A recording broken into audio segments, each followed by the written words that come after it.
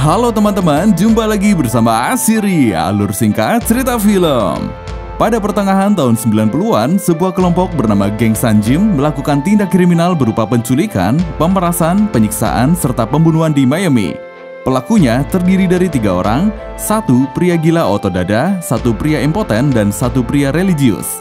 Uniknya, kebodohan merekalah yang membuat kasus itu merepotkan bagi kepolisian Miami.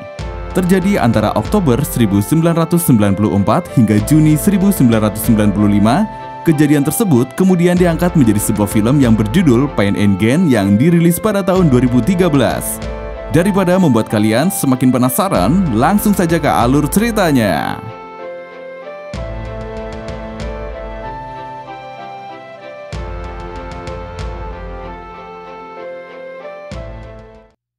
Film dimulai dari seorang binaragawan bernama Daniel Lugo yang sangat terobsesi dengan otot dan kebugaran. Dia memiliki keyakinan jika mau berusaha, mulai dari nol pun pasti bisa membangun jalan menuju kesempurnaan. Cara membuktikannya adalah dengan membuat diri lebih baik. Lugo bekerja sebagai manajer sekaligus trainer di Sanjim milik John Miss. Lugo berteman dengan orang yang dulu dilatihnya, yaitu Adrian Dorbal yang kini sudah berhasil memiliki tubuh berotot.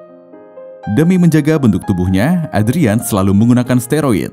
Suatu hari, Lugo mendapatkan klien bernama Victor Kershaw, seorang pengusaha kaya raya bergelimang harta tapi bermulut menyebalkan. Selama menjadi trainer Victor, Lugo selalu mendengar semua ocehan Victor mengenai aset kekayaannya. Sebab itu, Lugo berpikir sudah saatnya mendorong diri lebih keras untuk mendapatkan kesuksesan secepatnya.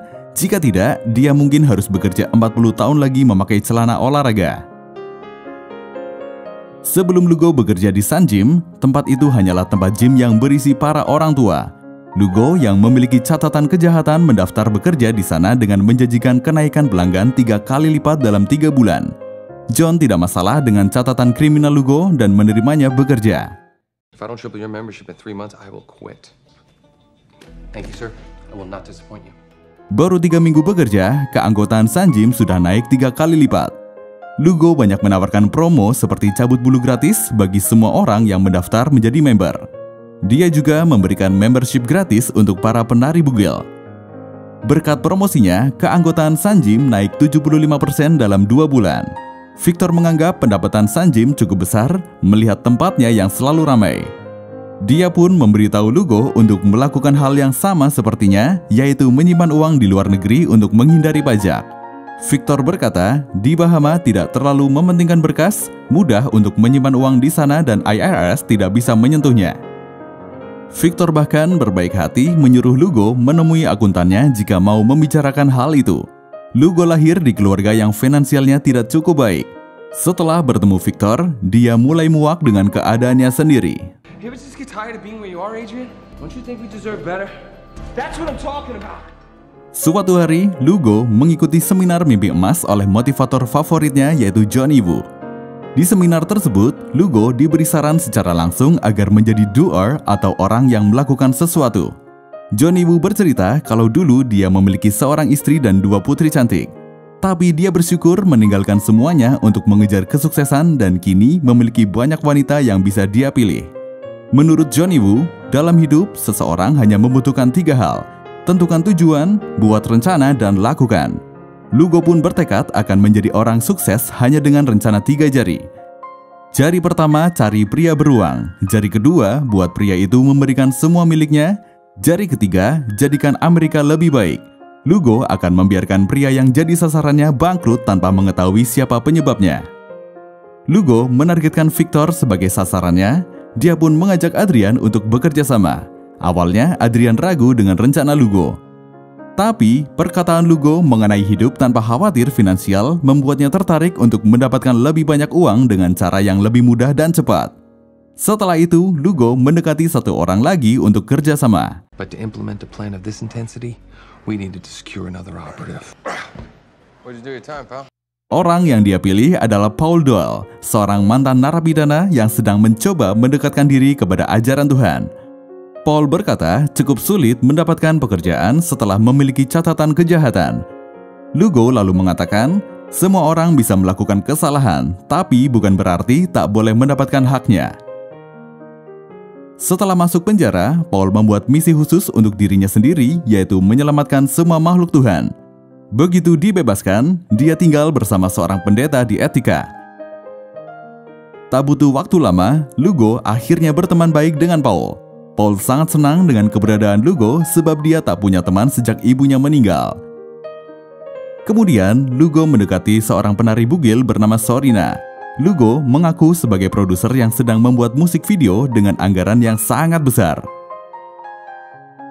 Setelah merasa hubungannya dengan Paul cukup dekat, Lugo pun memberitahukan rencananya menculik dan merampas harta Victor.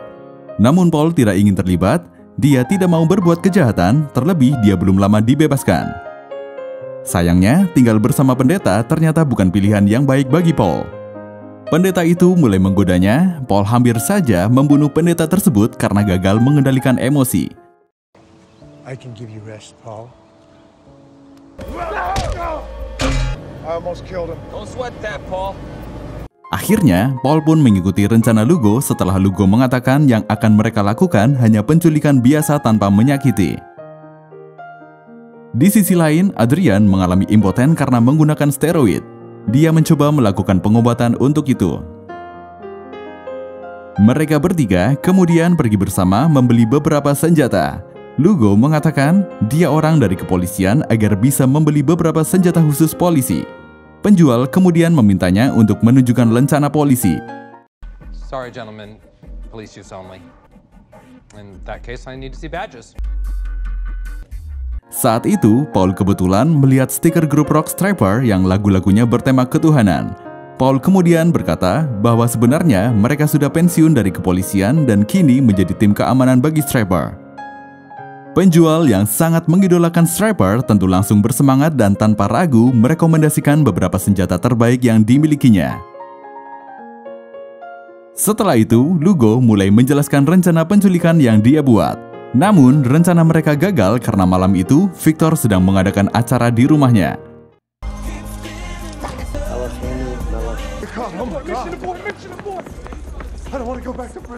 Lugo lalu membuat rencana baru.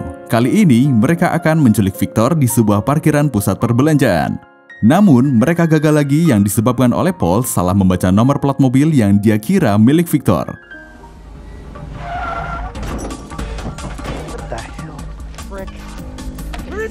I told you to check the license plate. There he is. Kesal dengan kebodohan Paul, di percobaan berikutnya hanya Lugo dan Adrian yang beraksi, sedangkan Paul berjaga di markas. Pada 15 November 1994, akhirnya Victor berhasil mereka culik di parkiran setelah mengunjungi restoran miliknya. Lugo memerintahkan Victor menghubungi keluarganya agar segera pulang ke Kolombia. Victor juga harus melarang keluarganya menghubungi siapapun, khususnya polisi. Saat sedang menelpon, Adrian tak sengaja membuat Victor pingsan dengan senjata yang dia tak paham cara pakainya. Do these tasers rock or what? What the fuck did you do that for? I need to read the manual. I didn't figure it out. Here, you take it. Mereka kemudian membawa Victor ke markas. Ketika Victor sadar, Lugo mengatakan dia tidak suka dengan orang asing seperti Victor yang sukses di Amerika, sedangkan warga asli Amerika sepertinya dibiarkan hancur. Victor lalu berkata kalau Lugo hancur disebabkan karena tidak kuliah dan malah terobsesi dengan otot dada. Ternyata, meski matanya ditutup, Victor bisa mengenali Lugo dengan jelas dari bau parfum yang biasa dia cium saat latihan gym bersama Lugo. Lugo pun meninju Victor yang dianggap mengejek otot dada. Lugo memberitahu Victor kalau dia bukan hanya menginginkan semua yang Victor miliki, namun juga tidak ingin Victor memiliki apapun. Karena siksaan demi siksaan yang diterimanya, Victor menuruti perintah untuk memutus hubungan dengan keluarga dan orang-orang penting termasuk memecat sekretaris pribadinya. Lugo menjalani pekerjaan seperti biasanya, sedangkan Paul dan Adrian bergiliran menjaga Victor. Di hari ketiga Victor disekap, Paul mulai dekat dengannya. Banyak kesamaan di antara mereka berdua, salah satunya sama-sama percaya pada Tuhan dan tidak minum alkohol. Paul meminta maaf pada Victor atas semua yang terjadi, tapi dia tidak bisa membantu membebaskan. Victor menganggap semua hal buruk bisa saja terjadi, namun setidaknya Paul lebih baik dibanding dua penculiknya yang lain. Setelah hubungan pertemanan mereka terjalin, Paul mengambil giliran berjaga tambahan. Tak sekedar menjaga, dia juga mengurus Victor, misalnya membantu mencukur kumis dan jenggot, memberi pakaian yang layak, bahkan membacakan majalah. Akan tetapi saat Paul lengah, Victor pernah mencoba kabur. Hal itu membuat Paul terpaksa memukul Victor sampai pingsan. I have responsibilities. Paul merasa menyesal memukul Victor, tapi dia tidak punya pilihan lain karena sudah tanggung jawabnya menjaga. Sampai minggu ketiga, Victor belum menyerah untuk memberikan tanda tangan pada dokumen penting terkait aset kekayaannya. Lugo terus menyiksanya hingga akhirnya Victor menyerah. Namun ternyata dokumen tersebut membutuhkan saksi notaris agar bisa digunakan. Lugo tidak mungkin berhadapan dengan notaris karena Victor memberikan tanda tangan di bawah paksaannya. Dia kemudian teringat John Miss, pemilik Sun Gym. Secara teknis, John masih seorang notaris. Lugo meminta John mengesahkan dokumen miliknya tanpa perlu menyaksikan langsung proses penandatanganan oleh kedua belah pihak. Dia mengatakan kalau temannya tidak bisa datang. John menolak melakukannya karena akan mengancam karirnya. Lugo lalu mengiming-imingi akan memberikan sponsor yang besar untuk kontes binaragawan yang John adakan. Akhirnya, John pun mau memberikan tanda tangan dan capnya. Lugo pun berhasil mendapatkan rumah senilai $3 juta dan uang tunai $500.000 milik Victor. Setelah mendapatkan itu semua, seharusnya sesuai rencana Victor dilepaskan. Tapi situasinya berubah. Akan berbahaya jika Victor dilepaskan setelah mengetahui identitas Lugo. Di hari ke-30, rencana pembunuhan Victor dilakukan. Paul memaksa Victor minum alkohol hingga mabuk. I'm giving you a private jet, risking you out of the country.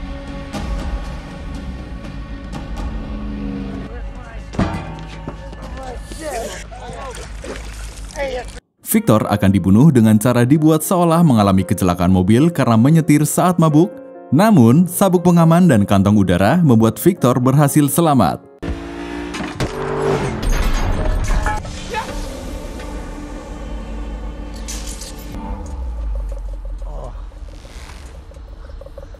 You put on his fucking seatbelt?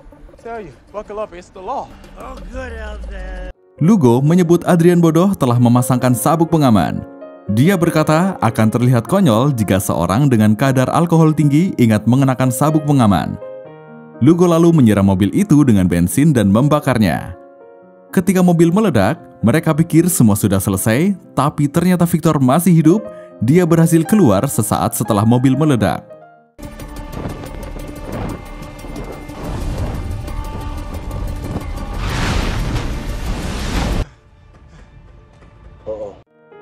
Lugo akhirnya memberitakan Paul menabrak Victor.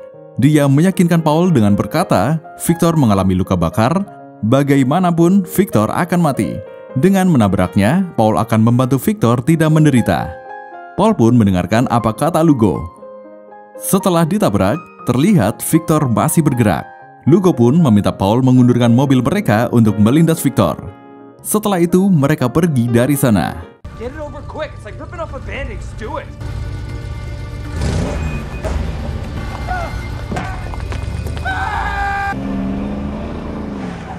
Yang membuat Lugo lebih menyebalkan dan egois adalah ketika dia mengatakan Paul lah yang sudah membunuh Victor dengan alasan Paul yang mengemudi. Lugo tidak mau menganggap itu perbuatan mereka bersama. Mereka pergi tanpa tahu ternyata Victor masih hidup dan sudah dibawa ke rumah sakit. Victor menceritakan semuanya yang dia alami kepada polisi. Namun polisi tidak percaya sebab kadar alkoholnya 4 kali lebih tinggi dari batas legal. Victor pun mengatakan kalau dia dipaksa minum. Hal lain yang membuat polisi ragu adalah tak ada satu orang pun yang melaporkan Victor hilang. Dari buku di rumah sakit, Victor menghubungi detektif bernama Ed Dubois yang sebenarnya sudah pensiun dan menutup agensi detektifnya. Victor mengatakan dia adalah pria yang putus asa, dia butuh pertolongan dari Ed. Setelah mendengar cerita singkat dari Victor, Ed berkata butuh waktu untuk memastikan ceritanya. Dia juga berkata rumah sakit merupakan tempat umum yang siapa saja bisa mengakses kamarnya. Jika dia jadi Victor dan benar beberapa pria besar berusaha membunuhnya, dia akan pergi dari sana segera. Untung saja Victor mendengarkan kata-kata Ed. Dia sudah lebih dulu pergi sebelum Lugo, Adrian, dan Paul menemukan kamarnya. Lugo mendapatkan informasi dari salah seorang dokter bahwa polisi tidak mempercayai pernyataan Victor. Dia pun merasa tidak perlu lagi khawatir tentang Victor. Lugo kemudian menempati rumah Victor. Dia juga menjadi pemilik baru dari restoran milik Victor.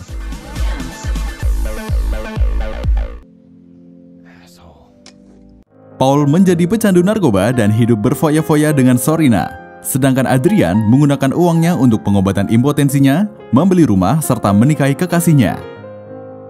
Beberapa waktu kemudian, Ed menghampiri Victor di persembunyiannya. Dia meminta Victor menceritakan lagi kronologi cerita dari awal secara lebih jelas.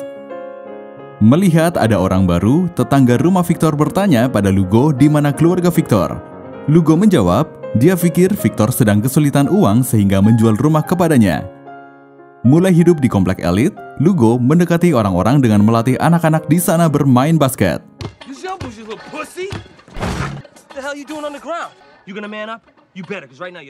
Diam-diam, Ed mulai menyelidiki Lugo, Adrian, dan Paul atau yang dia sebut dengan geng Sanjim. Situasinya agak sulit bagi Ed sebab orang-orang yang berinteraksi dengan geng Sanjim tidak menaruh curiga pada tingkah mereka. Bahkan karyawan restoran pun tidak merasa heran Victor tiba-tiba pergi. Mereka mengaku lebih menyukai Lugo si pemilik yang baru daripada Victor yang suka berbicara kasar. Agar citranya semakin baik di lingkungannya, Lugo mengumpulkan semua tetangganya untuk membahas siskamling serta mengajarkan cara melakukan pertahanan diri. Setelah mendapatkan cukup banyak bukti, Ed melaporkan semua temuannya kepada Victor. Victor tidak tahu harus melakukan apa karena tidak memiliki uang. Dia juga tidak akan bisa membayar Ed jika ingin menindaklanjuti kasusnya. Penyelidikan Ed belum selesai, dia mendaftar member Sanjim untuk mendekati Lugo. Karena terlalu berfoya-foya, tidak terasa Paul sudah kehabisan uang, sedangkan dia memiliki tanggungan untuk membayar hotel serta menuruti semua kemauan Sorina. Di hari Adrian menikah, Paul terlibat aksi kejar-kejaran dengan polisi karena mencuri barang belanjaan.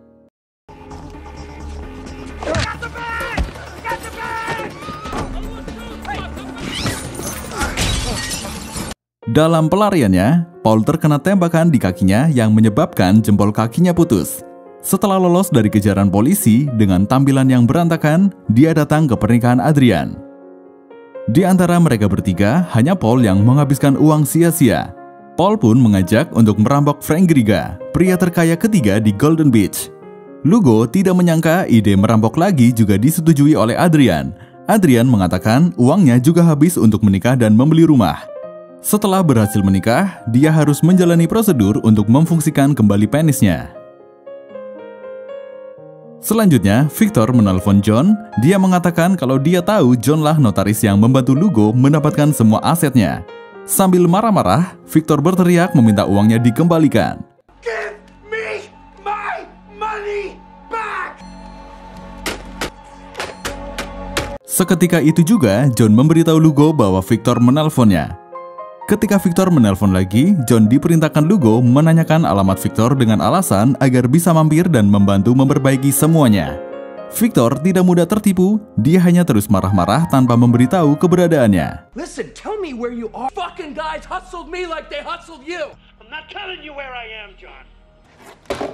Setelah telepon ditutup, Lugo memerintahkan John untuk menelpon balik. Dari situlah, Lugo mengetahui Victor berada di Seven Seas Motel. Ketika Lugo dan teman-temannya datang, Victor tidak ada di kamarnya. Penjaga motel juga tidak tahu Victor pergi kemana, tapi dia memberitahu kalau Victor hanya berbicara dengan pria yang membayarkan kamarnya. Lugo pun bertanya siapa nama pria itu. Penjaga hotel tidak bisa memberitahu karena itu informasi rahasia. Setelah sedikit mengancam, akhirnya Lugo tahu orang itu adalah Ed Dubois, kliennya di Sanjim. Ed adalah pensiunan polisi, tentunya dia memiliki banyak kenalan polisi. Dia sudah memberitahu teman polisinya yang bernama George tentang kejahatan geng Sanjim. Namun George tidak menanggapi serius dan mengatakan Ed terlalu mudah ditipu. Dia berkata Victor adalah orang Kolombia, tempat di mana narkoba bebas beredar. Dia yakin Victor merupakan sindikat pengedar narkoba, jadi dia tidak mau membela hak seorang pengedar. Akhirnya, Ed pun memperingatkan bahwa geng Sanjim masih bebas dan akan beraksi lagi. Lugo dan Adrian terlihat di halaman rumah Ed untuk melakukan penyerangan. Namun, melihat Ed pulang diantar polisi, mereka pun membatalkan misi penyerangan. There's a white lady in there making a really nice cherry pie. Thanks, guys. Appreciate it. Mission abort! Sampai di rumah, Ed mendapat pesan dari Victor yang baru saja kabur dari motel karena Lugo menemukan keberadaannya. Ed pun segera menemui Victor. Dia mengingatkan Victor agar jangan pernah hubungi penjahat, khususnya yang berusaha membunuh. Setelah itu, Ed membawa Victor ke rumahnya untuk sementara. Lugo akhirnya memutuskan untuk merampok Frank Griga. Mereka bertiga datang menemui Frank sebagai pencari investor. Setelah mendengarkan presentasi Lugo, Frank cukup tertarik dengan bisnisnya. Kemudian, untuk melanjutkan pembahasan kontrak, Frank diundang ke rumah Adrian. Frank datang bersama Christina. Selagi Adrian dan Paul menemani Christina bersenang-senang, Lugo mengajak Frank membicarakan bisnis di ruangan lain. Saat itu, Frank berkata dia perlu bertemu dengan direkturnya langsung karena kurang percaya dengan kemampuan Lugo. Dengan jujur, Frank mengatakan merasa tidak nyaman jika uangnya harus diurus oleh Lugo. Seketika, amarah Lugo meluap-luap mendengar kemampuannya diragukan. Melihat betapa temperamennya Lugo, Frank semakin tidak percaya untuk menginvestasikan uangnya. Dia berkata kalau beberapa hal yang Lugo katakan mengenai bisnisnya terdengar konyol. Menurutnya, bisnis yang mereka bahas cukup rumit dan butuh seorang profesional. Sedangkan Lugo dan teman-temannya hanya amatir biasa. Mereka berdua kemudian berkelahi yang berakhir dengan hilangnya nyawa Frank akibat kepalanya tertimpa barbel puluhan kilogram yang tak sengaja jatuh saat ditendang oleh Lugo. Christina yang mendengar kegaduhan di ruang sebelah segera mengecek Frank. Dia langsung berteriak begitu melihat kondisi Frank. Untuk menenangkan Christina yang histeris, Adrian menyuntikkan bius kuda. Lugo memanfaatkan keadaan Christina yang setengah sadar untuk mendapatkan kode berangkas milik Frank. Setelah itu, Lugo dan Paul bergegas ke rumah Frank, sedangkan Adrian harus membereskan kekacauan di rumahnya sebelum istrinya pulang. Paul mencoba menenangkan Lugo. Dia mengatakan dia tahu rasanya takut setelah membunuh seseorang. Namun Paul lebih beruntung karena korbannya masih hidup. Setelah menemukan berangkasnya, ternyata kode yang Lugo dapatkan salah. Dia pun menelpon Adrian untuk mendapatkan kode yang benar. Sayangnya, Christina sudah tidak bernafas setelah Adrian menyuntikkan obat bius lagi. Lugo sangat marah, rencananya kacau. Bodohnya, sebelum Lugo dan Paul pergi dari rumah Frank, Paul memberikan potongan jempol kakinya pada anjing peliharaan Frank. Setelah itu, mereka pergi membawa mayat Frank dan Christina ke markas. Sebelum membuang mayatnya, mereka lebih dulu menghapus jejak di tubuh Frank dan Christina. Kedua tangan Frank dan Christina dipotong dan dibakar agar mayatnya sulit untuk diidentifikasi saat ditemukan. Paul yang tidak lagi sanggup melihat kesadisan kedua temannya akhirnya memilih pergi dari markas. Lugo dan Adrian mengurus dua mayat itu hingga dibuang ke danau. Di saat yang sama, polisi telah mendapatkan laporan mengenai temuan potongan jempol kaki di rumah Frank. George menemui Ed memberitahukan bahwa hilangnya Frank dan Christina berhubungan dengan kelompok binaragawan yang Ed beritahu. Ed pun mengatakan pada George kalau Frank dan Christina mungkin bukan lagi hilang tapi sudah mati. Ed agak sedikit kesal, polisi lambat bertindak, padahal sejak awal sudah diberitahu kalau kelompok binaragawan itu akan beraksi lagi. Tim gabungan pun dikerahkan untuk menangkap mereka. Paul ditangkap ketika sedang berdoa di gereja. Adrian ditangkap di rumahnya tak lama setelah pulang dari membuang mayat Frank dan Christina. John juga ditangkap karena terlibat dalam pemindahan aset milik Victor. Lugo berusaha melarikan diri ke Bahama untuk mendapatkan harta simpanan Victor di sana. Saat itulah Ed baru tahu Victor memiliki uang simpanan di Bahama dari hasil menghindari pajak. Ed mengatakan Victor adalah korban yang sulit. Di satu sisi dia korban, di sisi lain dia juga penjahat. Lugo tertangkap setelah Victor menabraknya dengan mobil.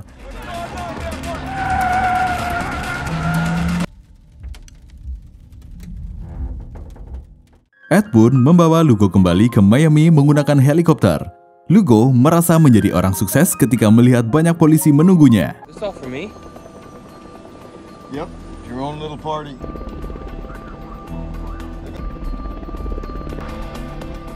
Di persidangan mereka, Sorina dan istri Adian datang sebagai saksi. Sayangnya, kesaksian mereka tidak kuat dan bisa dibilang sangat tidak membantu. Sorina hanya membicarakan tentang hubungan percintaannya dengan Lugo dan Paul, sedangkan istri Adrian hanya membicarakan tentang impoten Adrian. Tapi kemudian mayat Frank dan Christina ditemukan. Untuk pertama kalinya dalam sejarah Amerika Serikat, 2 implan payudara 700 ml dijadikan bukti kejahatan. Pihak berwajib menggunakan nomor seri pada implan untuk mengetahui identitas penggunanya yang tidak lain adalah Christina. Victor juga didatangkan sebagai saksi kunci. Paul memilih jalan memberikan pengakuan untuk semua hal yang dilakukannya. Dia pun dihukum 15 tahun penjara. Lugo dan Adrian dinyatakan bersalah atas pembunuhan ganda, pemerasan, percobaan pemerasan, pencurian, percobaan pembunuhan, perampokan bersenjata, perampokan, pencucian uang, dan pemalsuan. Juri hanya butuh waktu 14 menit untuk memutuskan memberi hukuman mati pada mereka berdua. Satu-satunya hal yang benar dari mereka adalah menjadi orang jahat yang bodoh. Lugo tampaknya tidak menyesal karena setidaknya dia bisa merasakan menjadi apa yang dia inginkan walaupun hanya sebentar. John Miss yang ikut membantu dijatuhi hukuman 15 tahun penjara. Di antara semua tokoh di film ini, hanya Victor dan Sorina yang tidak menggunakan nama asli demi melindungi penyintas. Seperti itulah kisah tentang sebuah kelompok bernama Geng Sanjim melakukan tindak kriminal berupa penculikan, pemerasan, penyiksaan, serta pembunuhan di Miami. Terima kasih dan sampai jumpa di alur cerita selanjutnya.